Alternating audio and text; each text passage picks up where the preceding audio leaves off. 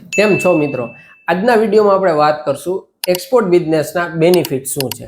સૌથી પહેલાં તો એક્સપોર્ટ બિઝનેસ તમે કરો છો તો તેમાં નો ટેક્સ, તમને કોઈ પણ જાતનો ટેક્સ લાગતો નથી.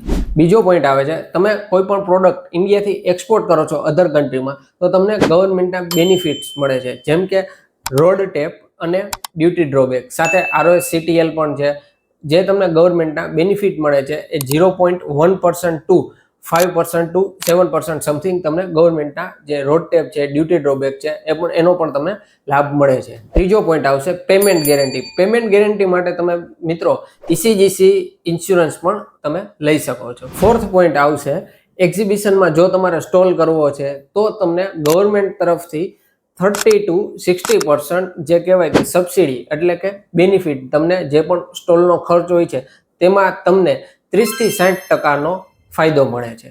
લાસ્ટ પોઈન્ટ છે, સાથે તમારી કંપની જે છે એનું ઇન્ટરનેશનલી એક પ્રેઝન્ટ છે, રેપ્યુટેશન છે, એનો પણ ગ્રોથ સારી રીતે થાય છે.